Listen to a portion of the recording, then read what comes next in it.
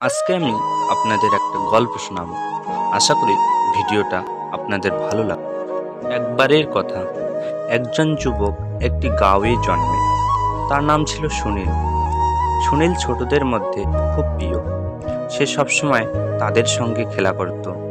একদিন গ্রামে একটি আদিবাসী মেয়ে, যার নাম ছিল প্রিয়া, তার সঙ্গে খুব ভালো বন্ধুত্ব হলো। তাদের মধ্যে একটি অদ্ভুত সম্পর্ক ছিল।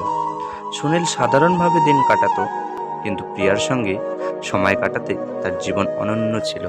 একদিন সুনীল দেখে যে প্রিয়ার গ্রামের লোকেরা দুর্যোগে মারা গিয়েছে। তারা ব্যথিত হয়ে পড়ে। তাদের সাহায্য করার জন্য সুনীল ও প্রিয়া একসাথে প্রচুর প্রচেষ্টা করে। তারা একসাথে লোকেদের সাহায্য করে দেয়।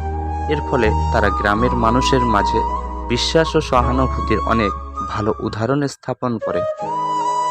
এই ঘটনার মাধ্যমে সুনীল এবং প্রিয়া বৃদ্ধিতে এবং তাদের সম্পর্ক আরও সমৃদ্ধ হয়ে ওঠে। এটি তাদের জীবনের সবচেয়ে সুন্দর ছোট গল্প। Thank you for watching. এই ভিডিও থেকে আপনারা কি শিখতে পেরেছেন বা বুঝতে পেরেছেন, কমেন্টে অবশ্যই বলে যাবেন। ভিডিওটি ভালো লাগলে সবাই like, comment, subscribe and share করবেন।